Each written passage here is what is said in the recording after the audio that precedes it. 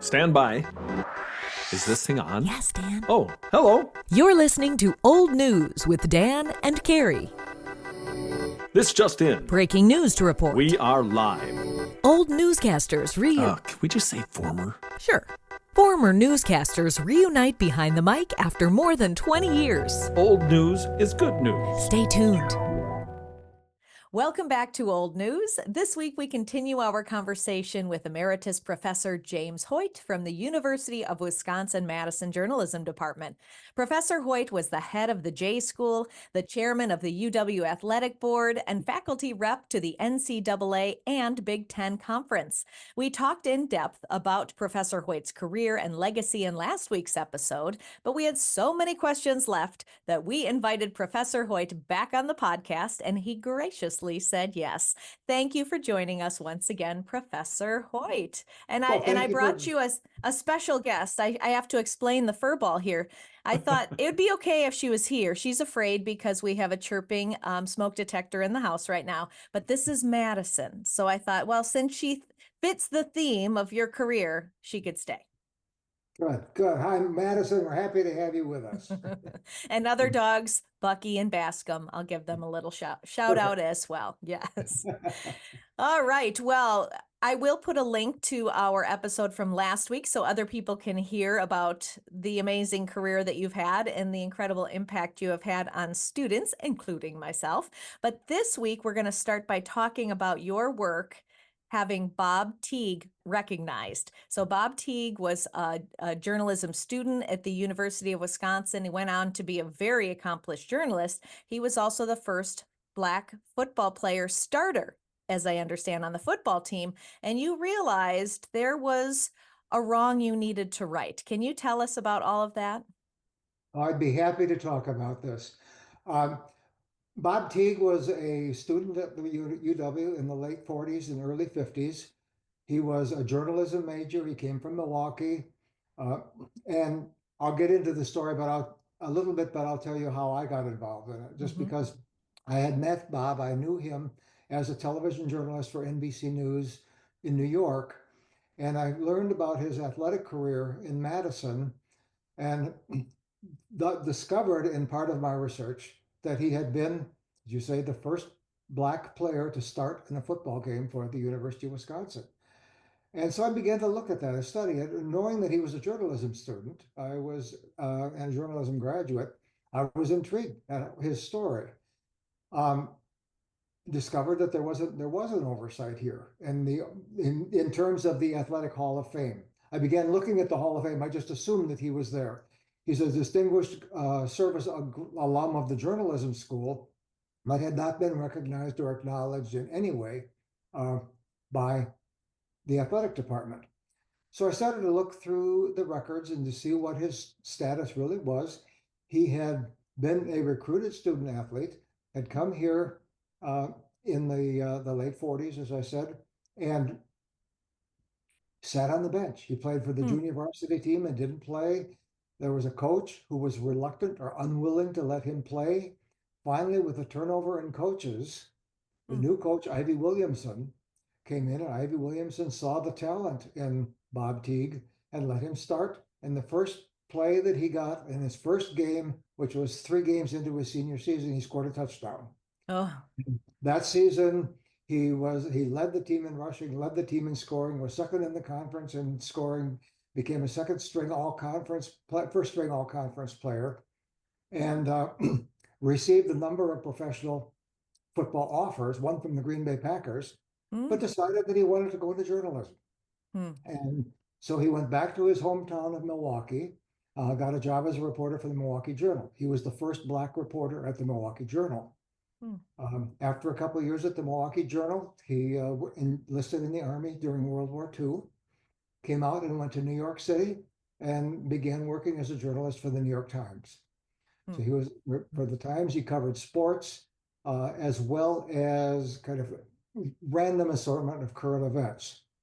From the New York Times, he was recruited by NBC News and went to NBC initially as a reporter for WNBC, for Channel 4, for their local station, then became an anchor at Channel 4, and then went to NBC News, where he was a reporter and did a number of backup anchoring, had a number of backup anchoring positions there. So accomplished journalistically, but athletically, his role might have even been as significant, if not more so, because of the way that he became recognized, breaking through the color barrier on the football team. So I started to investigate this, and I got all this together, and then I started to put together a case for him. But I realized one thing I didn't know was anything about his family. I mean, I knew about them, but I didn't know where they were, if they were still alive or anything. So I had to put on my old investigative reporter's hat and began to try to track down family members. I learned that his wife was deceased. I learned that there were no other family members other than one son, Adam. And I discovered in my research there was a lot of Adam Teagues in the country.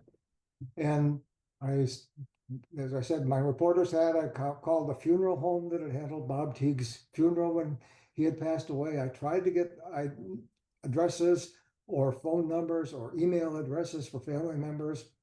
Finally, after extensive work of a number of months, I had a hit on an Adam Teague. Adam Teague, who was working in Schenectady, New York. And finally, through a variety of phone connections, managed to get a hold of Adam, and in fact was Bob Teague's son. And we didn't want to go ahead and do this without his family's knowledge or without his family's blessing to do it. So I had extended conversations with Adam, who was very supportive of them going ahead with this recognition. And I was so thrilled that Adam Teague came out for the ceremony last fall, when his father got recognized and inducted into the UW-Madison Athletic Hall of Fame. For me, it was my interest in journalism, my interest in broadcasting, my interest in athletics, and my interest in racial equity that all kind of came together in wanting to do this. And it took almost 2 years to get together all that was needed, especially to try to track down the family member. And there was only one of them, and that was why it took as long as it did to get that recognition. What steps did you have to take to get that recognition? What did you have to do to get him into the Hall of Fame? Well, I had to prepare a case. I had to get a variety of supporting materials, including letters from other primarily African-American athletes who said that because of Bob Teague, they had a chance to compete at Wisconsin where they never would have had it before, that he blazed the trail. That without him, one of them very poignantly said, well, to tell you who he was, it's a public record. Elsie Higginbottom was a track athlete in the 1960s and a very successful businessman in Chicago. And Elsie said, if it hadn't been for Bob Teague, there would never have been an Elsie Higginbottom, because he would not have blazed the trail to give me an opportunity to compete in intercollegiate athletics. So I had to get the support from them. I had to document his career and again get support from his family. I had to make sure that I had all of the records straight, and then present it to a committee in the athletic department that frankly was a little apprehensive because they had heard his name suggested before and they had never moved on it, had not taken any action.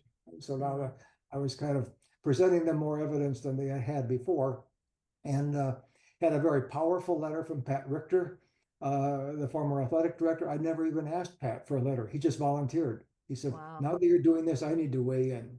And wrote a very powerful, as I said, letter of support also.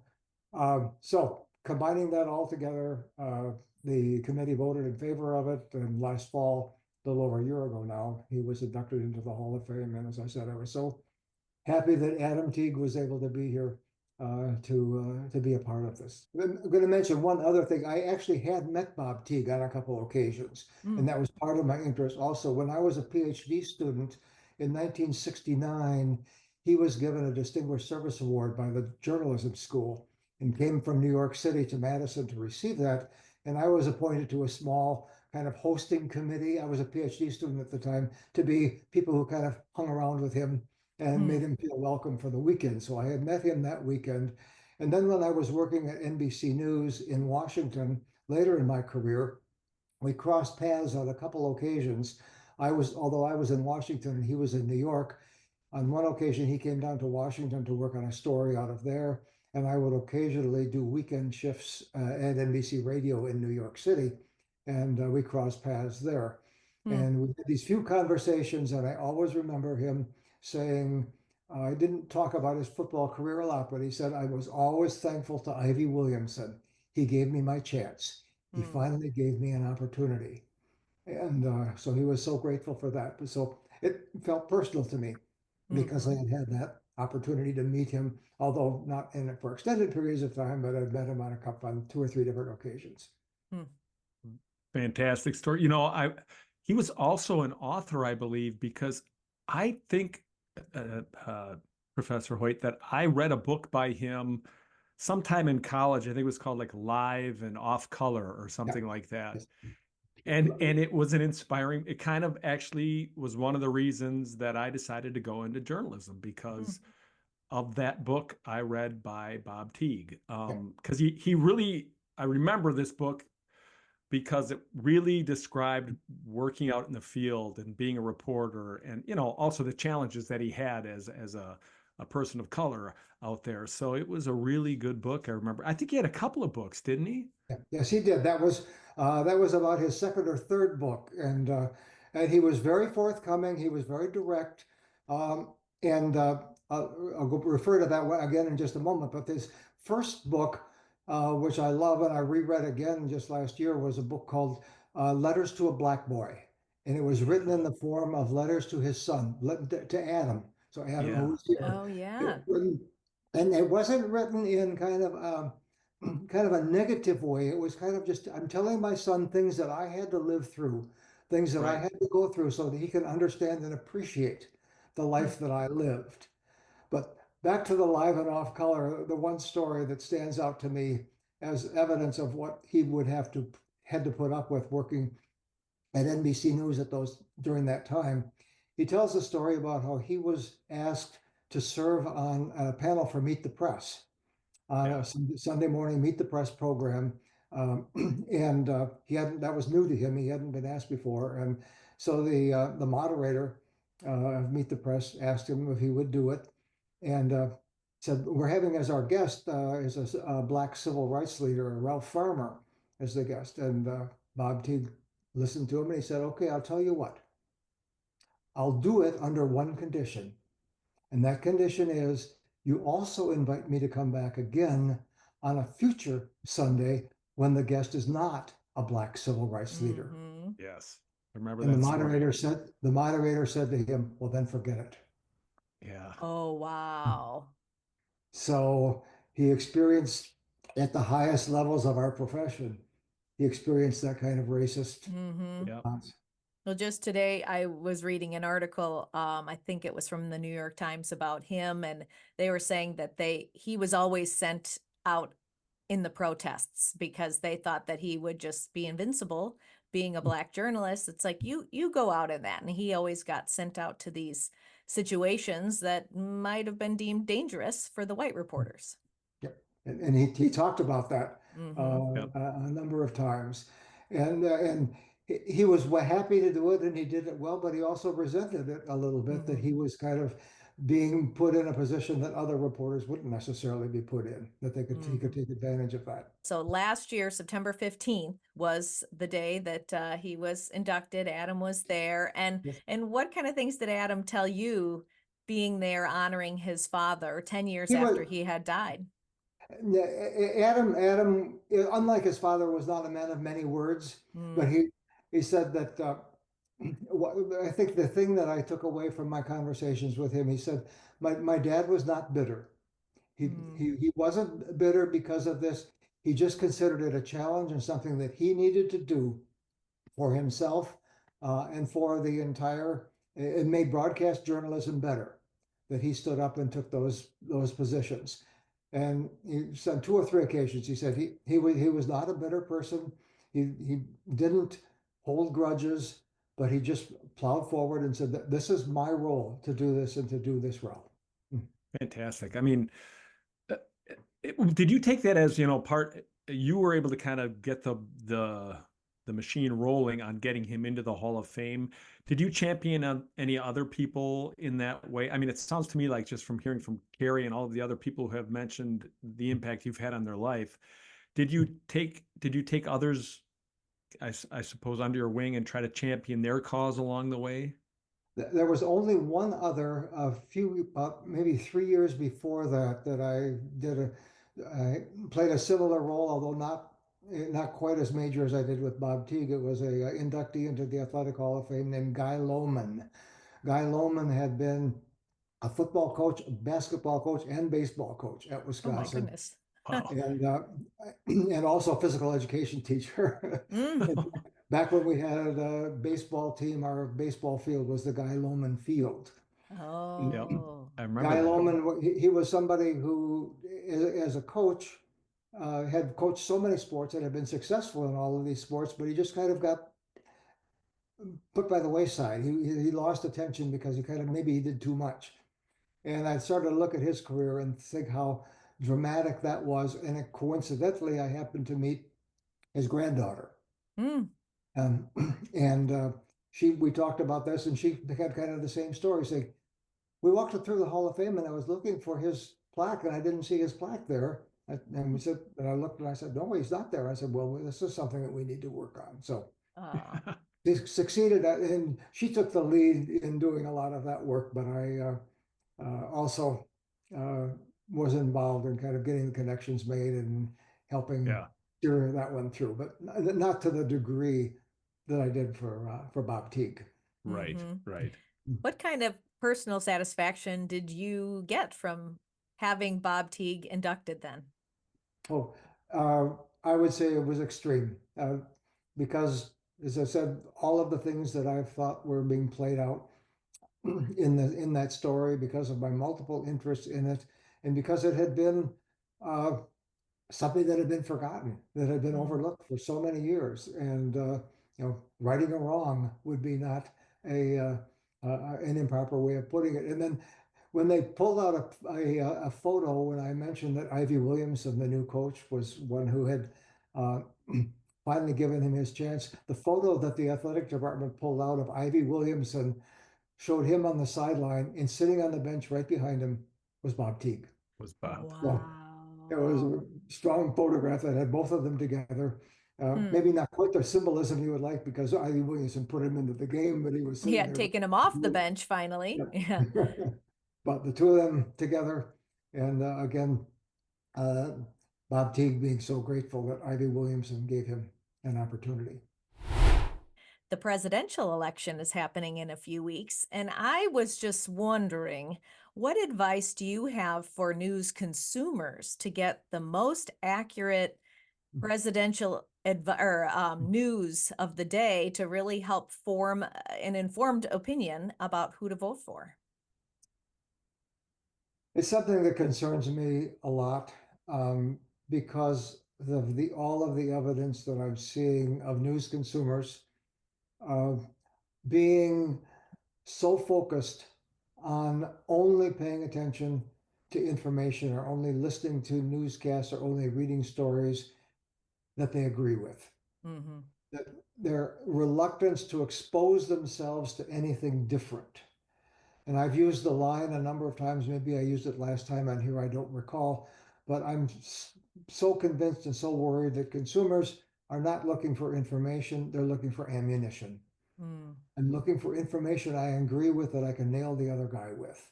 So they're not paying attention to other information that's out there. And unfortunately, they have channels, they have publications that pander to them, that are exclusively focusing on their interests.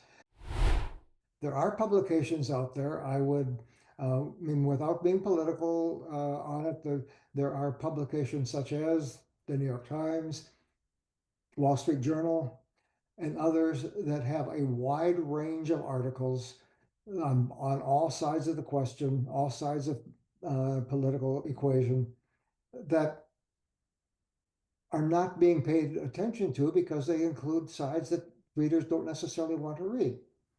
And to me, it begins with the audience. Unfortunately, there's too many narrow focused publications that people can get access to. Anybody, as I've said a number of times, anybody who wants to be a journalist can.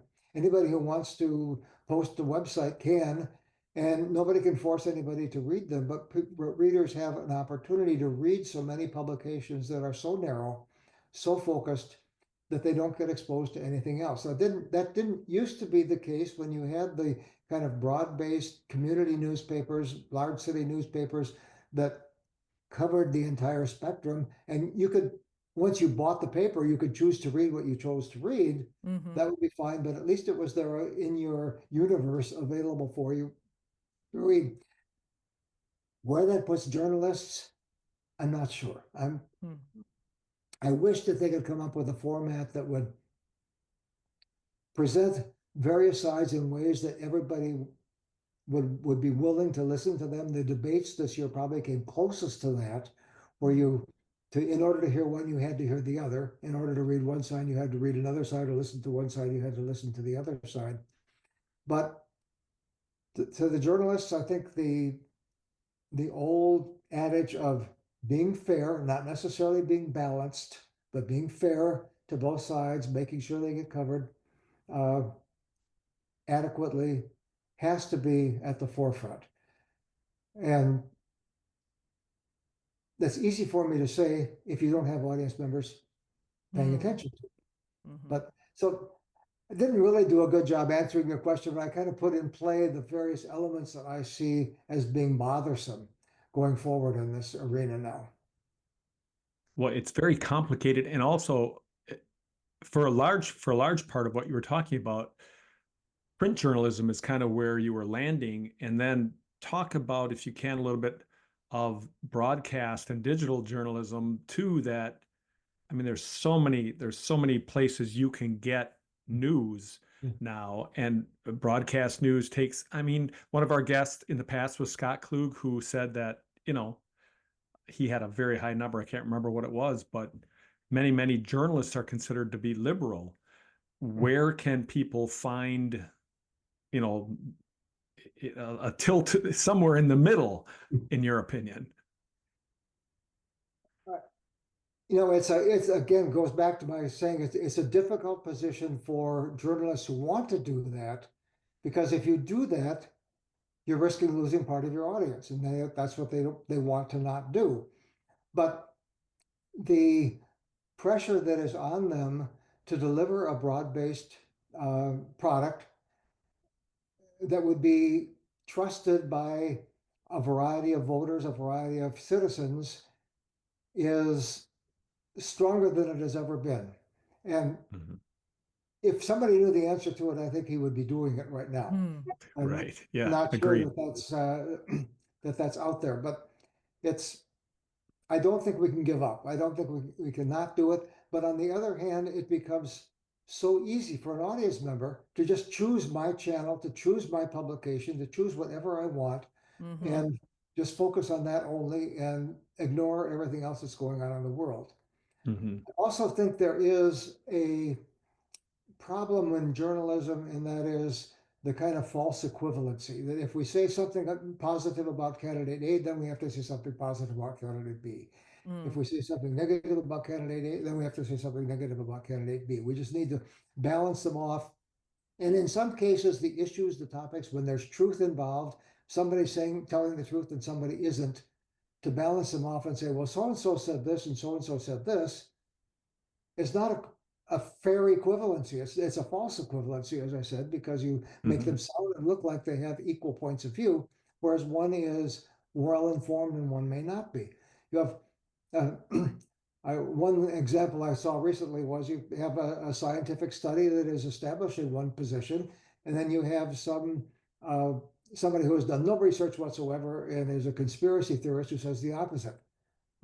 So do you trade them off one against the other and say, well, on the one hand, there's this scientist who says this. Yeah, he's spent his whole life working on that and studying that. He has an informed opinion. And then you have this person over here, conspiracy theorist, who's heard something from somebody somewhere and says the opposite. It kind of sounds like there's two views that are equivalent to each other. And that's where I come up with the term false equivalency. It's not a fair equivalency. So that needs to be made clear. I think they can do that, and whether the audience accepts it or not, that's the other issue. I can't go there. One tip that Katie Culver had offered when we spoke to her on a previous podcast, she's also head of the, or she's now head of the University of Wisconsin Journalism School, and she had suggested changing your home screen every day or every time you sit down, just so you could see a different point of view on the news, so you're not just constantly getting news from the same source. I thought that was a good idea. That's a wonderful idea. I hadn't heard that before. She hadn't mentioned that to me. I think that would be something that would be a win-win. Although I don't know how many people will actually do it, but Right. Yeah. Yes. But good food for thought. Good food Yeah. for thought. What about political advertising? I know Dan and I have lamented off podcasts like, oh my gosh, we're so tired of watching political ads and getting all the mailers just slamming each other. Does any good come out of all of those negative ads? I don't think so. I think I watch the ads for the candidates that I support. I don't watch the ads for the candidates that I don't, and I think most people are that way. It infiltrates the airwaves, and what it leads to is this kind of false yardstick measuring who's most successful, because who raised the most money, and by the most money means who can put so many ads on. I can put on 12 ads every 2 hours, and Nick, he can only put on 11 ads every 2 hours, so I'm better. I've raised more money to do that. I don't think it contributes anything to the overall election information, but it does raise the risk of a repeated falsity gets repeated and repeated and repeated and repeated and repeated, and some can start to believe false information that we're on either side of the political spectrum when it just gets repeated that much. But bottom line is there's nothing they can do about it. I mean, the way the laws are, political candidates advertising has priority. They can only charge them their lowest rate, and they have to have equivalent spaces for each candidate. And there's virtually nothing a station can do about advertising that a candidate wants to submit, as long as they pay the bill for it. They meet the rate card and pay for the advertising. I don't find it informative in any way. And as I said, I tune out almost every time they come on. I don't think that it has any impact in changing minds. It may reinforce some, but it might not. I find myself candidate and say, "Oh, I saw a campaign commercial for the other candidate, and it was really good, so I'm going to switch my vote." Right. Doesn't happen. I find myself actually, you'll be watching television at night because I'm over 55 and I watch TV. But I'll be watching TV at night, and then one ad will come on for one candidate, and the candidate of the other party comes on right one after the other. And I think I said this to Carrie before. I find myself laughing out loud sometimes because they're so absurd. And like you said, it's actually scary when you think about it, because they're just absurd claims about both candidates sometimes. And I just sit there thinking to myself, like, who actually believes this? Who is making their decision based on these commercials? But I think it's kind of that whole numbingness, it just numbs people. And then there must be some psychology behind it that sooner or later, just the negative feelings you get from a certain advertisement might have some impact on the way you vote when you're in the polling place. Because why else would they do it? Yeah. I don't think we'll know the answer till after the election when the research is done. Right. But yeah, they sure are getting good at making horrible negative commercials, aren't they? Wow. All the video effects to make everybody look like a criminal. Right. All right. Well, now I'd like to totally switch gears to something you worked on in the 70s. In the 70s, you served on the Wisconsin Supreme Court's Committee on Cameras in the Courtroom. How did you get involved with that, and why did you get involved? Well, it was a significant public issue at the time when the assumption was that cameras were not involved in permitted in courtrooms. Like there was only one state or two states, Florida and Colorado, that even had some exceptions that you could permit cameras in courtrooms. So the assumption was cameras are not compatible with free trials. And some states began to question that. Wisconsin was involved in that. And I had done some research on the effects of being televised. The concern was that witnesses would not remember correctly, their memories would be distorted, they might grandstand before the cameras, that the presence of the camera in the courtroom would have a negative effect on justice. And there was no evidence one way or the other. It was just kind of an assumption. And for the most part, judges and attorneys agreed that that was probably the case, and journalists disagreed. There was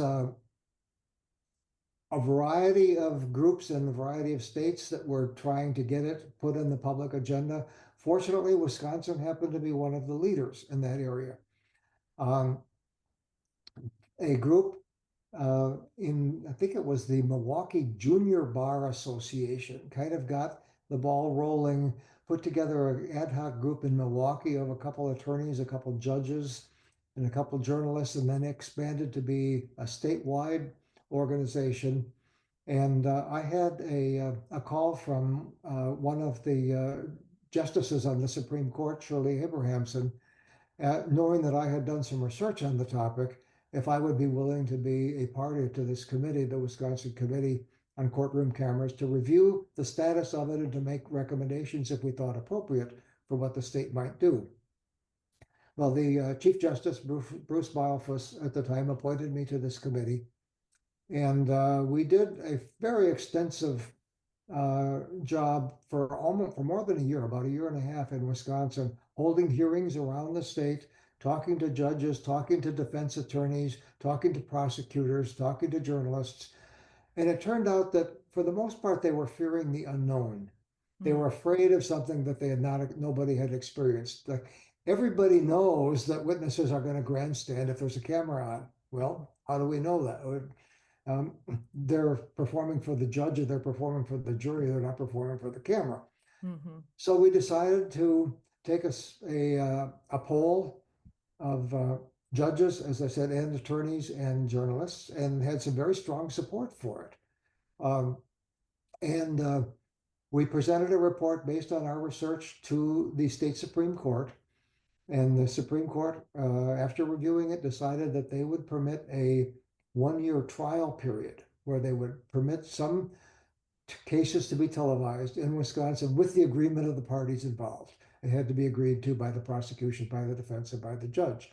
And there were some very significant restrictions on how they could do it, but they wanted to just see if any of these kind of wild predictions came true. There was a number of these cases were done around the state, and it turned out that for the most part, people came away saying, "What's the big deal?" So there's a camera sitting back in the, quietly hidden back in the corner of the courtroom. It doesn't make any noise. Nobody can see it. It doesn't really impact what's going on. The participants in the trial are, again, pleading to the jury or pleading to the judge, and turned out to be a issue that very few people were concerned about, other than a few defense attorneys. So the Supreme Court, after this experimental period, wrote some rules for camera coverage in Wisconsin, how they had to be in every district of the state. There was a media coordinator who would oversee the conditions under which cameras could be used, would hear out the judges, would hear out the participants in the trial to see if they had any objections to it. But the assumption was that they were going to be televised. You had to provide a compelling reason why you thought the trial would not be fair if it was televised. And so that was significant. They gave the burden of proof to the other side. And during this time, as I said, there were very few problems with it, and the Wisconsin Supreme Court was willing to go ahead and adopt some permanent rules, most of which were authored by our committee and put into place in Wisconsin. And Wisconsin was one of the very first states, Wisconsin and Florida, were the two that put in place these rules that said that television could, televising or photographing, I should say, still photography was a part of this also, could be done under these conditions and under the control of the judge. And the significant thing was, could it be done over the objection of one of the trial participants? What if a defendant didn't want to be televised? Could that veto the television coverage of it? And the court came down and said, no, you have to give a reason why. Why do you think that the televising of your trial will make it unfair? They can't just say you don't have automatic veto power. And that became a distinguishing characteristic of Wisconsin. Not only did they permit it, but they didn't permit veto power for participants. And going forward, Wisconsin had very few problems, very few issues with it. Florida was right along with us. And some other states paid attention. I, at the time, became kind of the spokesperson for the committee. And I remember getting invited to go to California, Iowa, Missouri. I actually did go to Florida on one occasion, New Jersey, various places that were considering it, and they wanted to hear about the Wisconsin experience and how it had worked out in Wisconsin. And it became like a snowball, getting bigger and bigger, and states began to adopt it, some a little bit more rigorous and some less rigorous, but the majority of the other states adopted the Wisconsin rule almost verbatim. Wow. So I felt good about that the language that we had come up with was good enough that other states were willing to say, okay, we'll abide by the Wisconsin rule. It's worked well for them. It should work well for us. And so it has gone forward. And again, this is the state court system. We're not there yet with anything in the federal courts. They're still afraid of it. But it was something that I'm very proud that I played a role in the Wisconsin committee, being the academic on the committee, one of two academics on the committee, and kind of brought together this whole coalition of journalists, attorneys, and judges that agreed on this. And Wisconsin was really in the forefront in doing it. And now I think there's only one or two states that don't permit it or have their policies. It's so prohibitive that it's almost impossible to do so. But it took a career away from courtroom sketch artists. I was going to say, no more drawing. They were accustomed to drawing their pictures, and but I think it has helped the public to know more and more what's going on within the courtrooms. Well, and 50 years later now, I mean, people are so used to having cameras almost everywhere. They're ubiquitous. I mean, doorbells, every place you go, there's cameras. Obviously, at the federal level, you're saying, we still don't get to see footage. But being a person who came up through journalism, I like the idea of the more daylight, the better. The more we see, the better. The more information out there, the better. So do you think we'll get to that point at the federal level at some point, just because the generations now are so used to seeing everything? Yeah, I think it'll come. I think it'll come.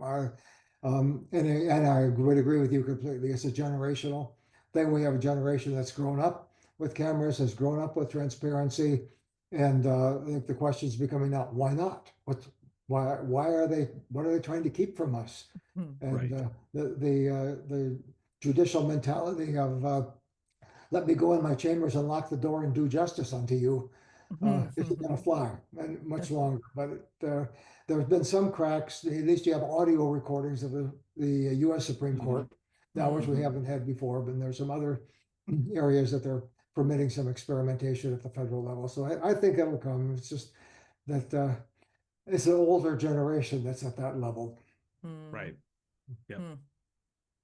Is there anything, Jim, that over the years that you can point to that have been some of the more, I guess, the negative impacts on journalism? What are some of the things that you think have hurt journalism over the years? But one of the advantages of journalism is also a disadvantage of journalism, and that is because of the First Amendment, anybody can be a journalist. Anybody can say whatever they want. They can publish whatever they want within the limits of libel or obscenity laws, whatever. Uh, but that also means that people can abuse it also. They can abuse it and they can give journalism a black eye. There can be bad players in it. Right. And to distinguish within the, not to say that not all journalists are the same. Not all newspapers are the same. Not all broadcasting networks are the same. But they all have a wide range of opportunities under the First Amendment to be responsible or not. I remember one of the very well-known First Amendment lawyers, Floyd Abrams, always said the freedom of the press, the First Amendment gives you the right to be irresponsible. Mm-hmm. Not to say you should be irresponsible, but gives you the right to be irresponsible if you choose to do so. And if you do so, you might suffer the consequences of it. But you need to have that right. You can't shut it down before you do that. Sure. So that I think that's my issue would be both the positive also becomes a negative if you look at it, gives you the opportunity to do bad journalism. Mm-hmm. Yeah, that's a great point. I mean, it's like anything, too much of a good thing can be a bad thing. Yes, I think that plays. Right. Yeah. What did you teach students about being an ethical journalist? What are some tools you put in their pockets, if you will? To always understand why you're doing this story and understand where the story comes from and who's affected by the story. I guess that would be it. Make sure that the information is accurate, make sure that it is thorough, make sure that it is out there so that people can understand the story, and not to be persuaded by people who might be afraid of it, who might be offended by it, but to just, or by, add one more to it, or by advertisers who might not like the story, who might be offended by a story that they may not agree with. But to be able to do that, to have the freedom to do that, and to disclose what you're doing and why you're doing it. There's no reason to not be fully transparent if you're a journalist, I would say. There was a period a while back when there was a push for local news councils, local news organizations within communities that had community leaders, journalists, educators who would get together and they would review the performance of local media and kind of give them feedback and say, here's what we think went well, here's what didn't well, and here's a suggestion of what you might want to do. Just kind of a consortium of local people who were interested and involved in it.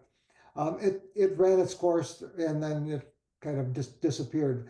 But just the idea of being able to interact with a journalist, to be able to be a part of the community, to be involved with what's going on, and to kind of take that into account when you're deciding which stories to tell and how to tell them.